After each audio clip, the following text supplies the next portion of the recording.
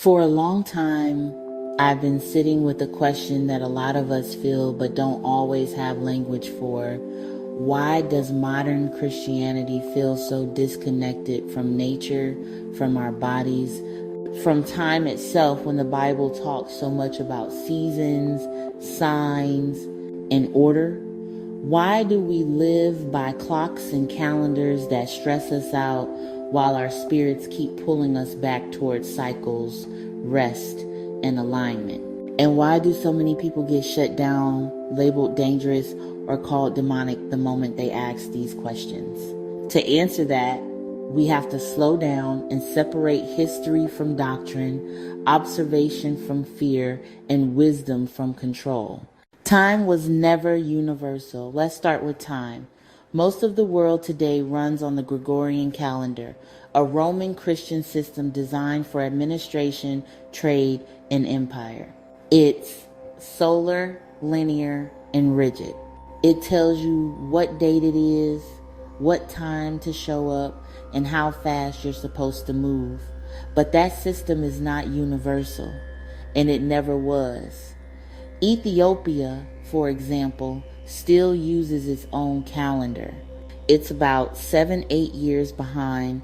The Gregorian count has 13 months and celebrates New Year in September, aligned with seasonal renewal, not winter death, same sun, same earth, different counting system. That alone should tell us something important. The universe is not confused about time humans are. Across the world, ancient cultures organized time by cycles, not numbers. Moons, seasons, planting and harvests, migration of animals, solstices and equinoxes. Time wasn't something you beat, it was something you moved with. Constellations equals groups of stars, humans connected into patterns. Astrology equals a symbolic system that assigns meaning to sections of the sky marked by those constellations. Planets equals moving bodies that pass through those sections. Think of it like a map. The constellations are the neighborhoods. The planets are travelers moving through them. Astrology is the interpretive language people use to talk about that movement. Nothing mystical has to be assumed for this to make sense. It's pattern recognition layered with symbolism. Where people go wrong is when they flip the relationship. Healthy use. This pattern helps me reflect and self-correct. Unhealthy use.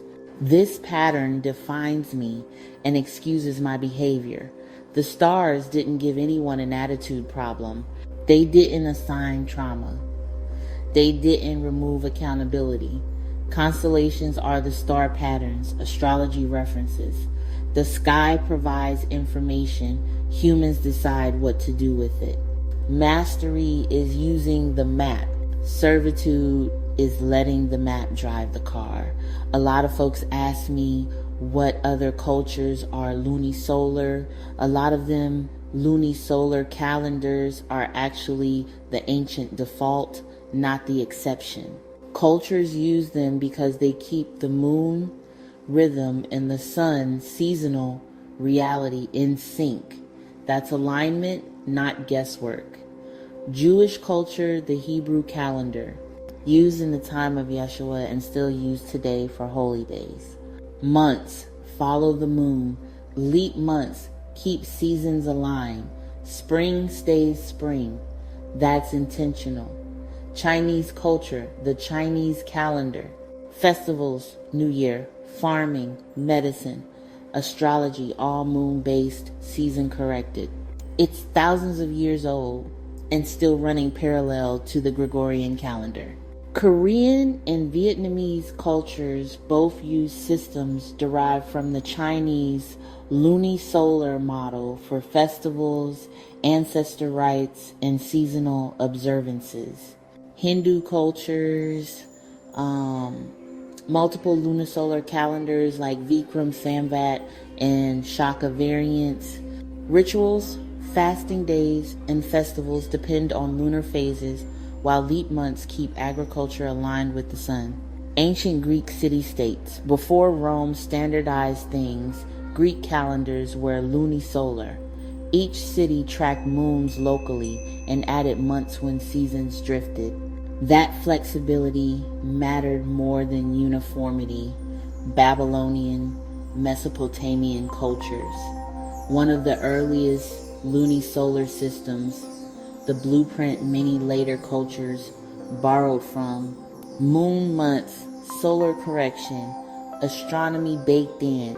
Celtic cultures pre-Roman tracked time by moons and seasonal cross-quarter days between solstices and equinoxes, not written like Rome's, but functionally lunisolar. Mesoamerican cultures. Partially, the Maya used multiple calendars at once, ritual, solar, and astronomical cycles layered together. Not strictly lunisolar in the same way, but definitely multi-cycle, not linear. Lunisolar cultures tend to value cyclical time, seasonal awareness ritual, tied to land rest built into the system, flexibility over rigid uniformity. Pure solar calendars, like the Gregorian one used in the United States, are great for empires, taxes, and schedules. Lunisolar calendars are better for humans living in bodies on land. That's why so many ancient cultures independently arrived at the same solution. Watch both lights in the sky, not just one. Different places, same intelligence. A lot of my students ask me, would the real Yeshus agree with the Gregorian calendar since he was a Jew that followed the constellations? I tell them simply, hell no, Yeshua would not have recognized or operated by the Gregorian calendar. That calendar didn't exist in his lifetime, and it runs on a logic foreign to his world. Yeshua lived as a Jew in the 1st century, and Jewish life at that time followed the Hebrew calendar. That system is lunisolar months begin with the new moon, and the year stays aligned to the sun and seasons through observation and adjustment. What that means in plain terms: time was tracked by moon phases, not fixed months. Holy days were tied to agriculture and seasons, not arbitrary dates. The year reset in spring, not midwinter. People watch the sky to know when things began. That's not astrology as fate. That's astronomy as observation. The Gregorian calendar comes much later, introduced in 1582 under Roman Catholic authority to fix administrative drift. It's purely solar, linear, and bureaucratic, designed for empire, contracts, and coordination across vast territories. So, asking whether Yeshua would agree with the Gregorian calendar is a bit like asking whether he'd agree with the modern tax code. It's not his framework. Yeshua's timekeeping, relational, observed, cyclical, land-based Gregorian timekeeping, standardized, imposed, linear, administrative. Would he understand why societies need coordination tools? Probably. Would he treat that tool as divine timing or spiritual authority? No. In his world, the sky signaled seasons rest with sacred alignment mattered more than schedules. Time served life, not productivity. So the accurate way to say it is Yeshua lived by a sky-aware lunisolar rhythm. The Gregorian calendar is a later human system for governance. Using it doesn't make someone unspiritual, but mistaking it for divine order does. Same sun, same moon, very different relationship to time. So, in my opinion, Yeshua B-Day couldn't be in December due to the use of different calendars. December 25 is extremely unlikely for Yeshua's birth. And the reason isn't just different calendars, it's history, climate, and Jewish practice. Yeshua lived in a Jewish, land-based, lunisolar world. His life was organized around seasons and observation, not a Roman winter festival date that didn't exist yet. December wasn't a Jewish birth marker. First century Jews didn't record birthdays the way modern societies do. What mattered were feasts, Sabbaths, and seasons, all tied to the Hebrew Lunisolar calendar. So there was no tradition of fixing a birth to a winter date. The biblical clues don't fit winter. The gospel accounts mention shepherds in the fields at night. In Judea, December is cold and rainy. Sheep were typically brought in, not kept overnight, in open fields. That detail points more towards spring or early fall, not midwinter. December 25 comes from Rome, not Yeshua's world. December 25 was later chosen by the Roman Church centuries after his death, aligning with existing Roman festivals tied to the winter solstice, like Sol Invictus. This helped convert populations already celebrating at that time. It wasn't based on historical evidence of his birth. Different calendar logic entirely. Yeshua's community followed the Hebrew Lunisolar calendar, which began the year in spring, tracked months by the new moon, aligned life to agriculture and seasons. The Gregorian calendar, with December 25 as Christmas, didn't appear until the 16th century. It's an administrative tool, not a record of first century events. Yeshua's birth was later assigned to December 25 for theological and cultural reasons, not because that's when he was actually born. Could he have been born sometime else in the year? Absolutely. Can we pin down an exact date? No. But December, cold, rainy, and tied to Roman festival logic doesn't match his historical Jewish context. That realization doesn't take anything away from his life or teachings. It just separates tradition from history. Same teacher, different timeline. Now let's talk about February. February is short because of Roman politics and bad math, not because anyone was trying to erase or balance out other calendar systems. Before the Gregorian calendar, Rome used the Roman calendar, which was a mess.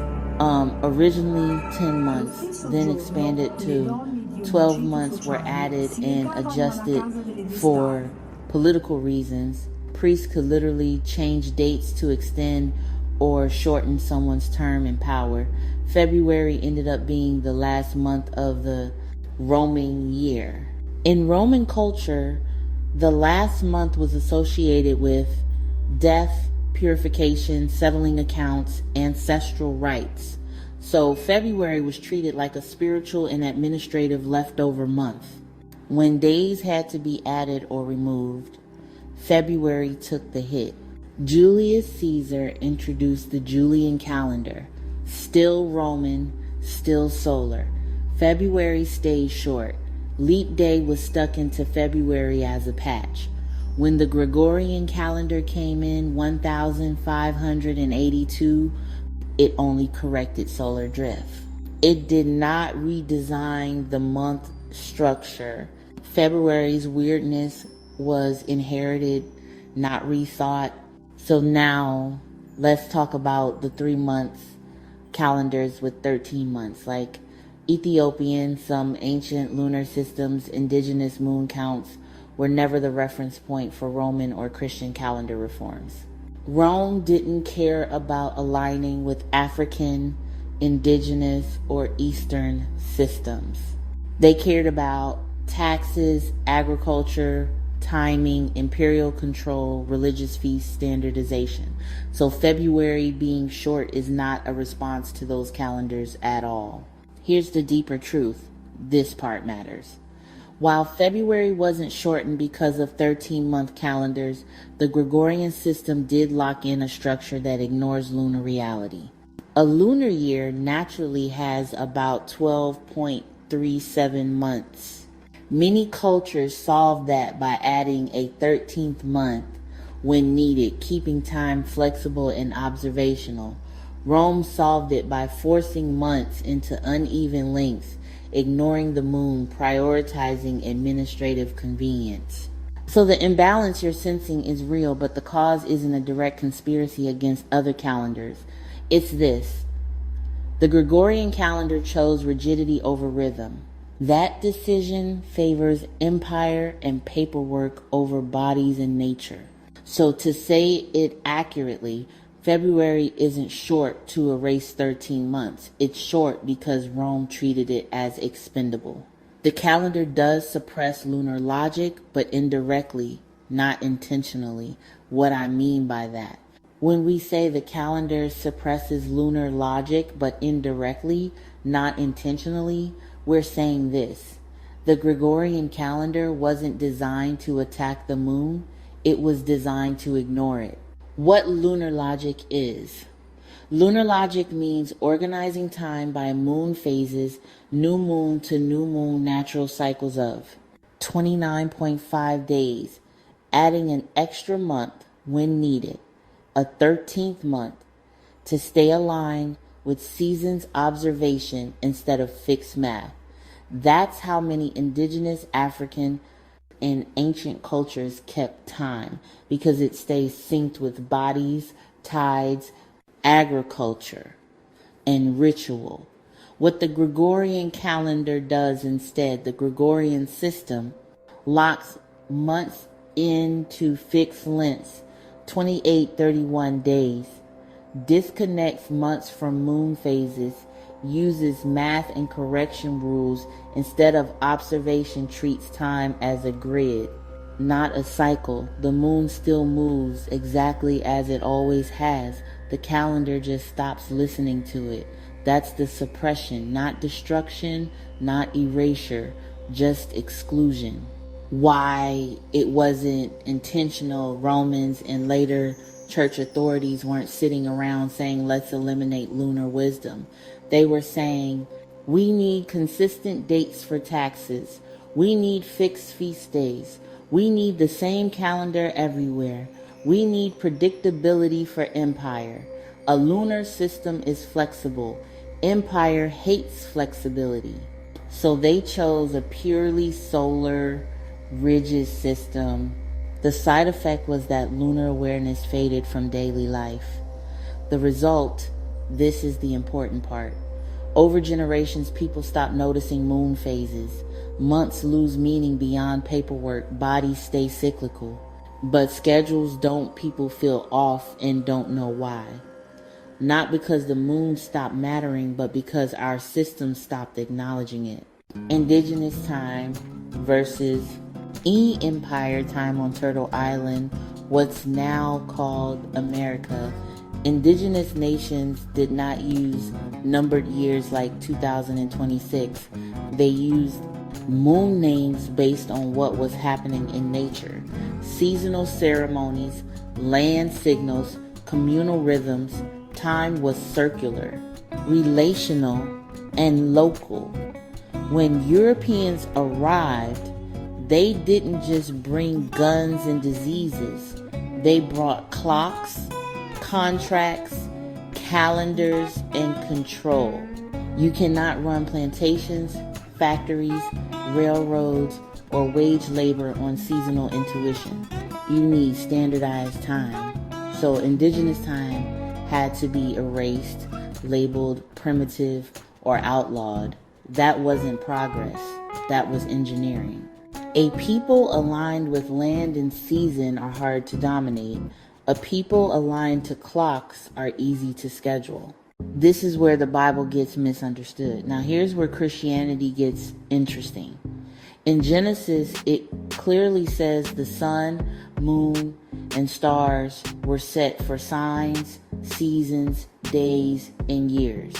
Genesis 1:14, and God said, let there be lights in the firmament of the heaven to divide the day from the night, and let them be for signs and for seasons and for days and years.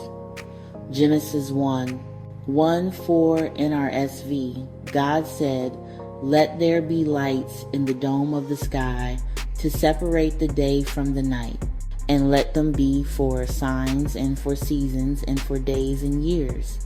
That alone shuts down the claim that observing the heavens is forbidden. The warning was never about observation. It was about submission. That is not astrology. That is astronomy, observation of creation. Ancient Israelites used a lunisolar calendar. Months began with the new moon. Holy days were tied to agriculture. The year began in spring, not winter. Sabbath was about rhythm and rest, not productivity. So when modern Christians say looking at the stars is forbidden, that's not actually biblical. What is warned against is serving the stars, giving them authority over your morality, your choices, or your responsibility. There's a difference between observing patterns and surrendering agency. The Bible never banned wisdom. It banned idolatry and coercive spiritual power, who Yeshua actually was. Now let's talk about Yeshua. Yeshua lived and died as a Jew. He did not start Christianity. There was no Christianity during his lifetime. He lived within Second Temple Judaism. Land-based, communal, lunisolar, deeply ethical. He healed with touch, breath, mud, water, oil. He fasted. He went into the wilderness. He cast out spirits. He spoke in parables. He challenged religious authority. He restored people to community. If you place those actions in different cultures, in West Africa, he looks like a root worker. In indigenous cultures, a medicine person. In Siberian traditions, a shaman. In Judaism, a charismatic healer prophet. Same actions, different labels. The problem wasn't what he did. The problem was who authorized it. How Yeshua became Jesus. After his death, his Jewish movement slowly transformed. As it spread into the Roman world, Jewish context was stripped away.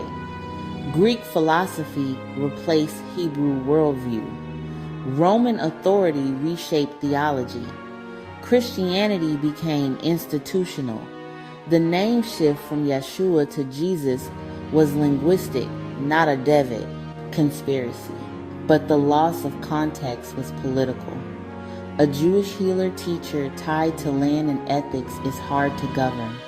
A universalized Christ figure is easier to manage. Christianity became a religion of belief over practice, obedience over imitation, doctrine over alignment. That's the real shift. Pagan, witch, and fear words. Like pagan and witch were rebranded. Pagan originally meant rural.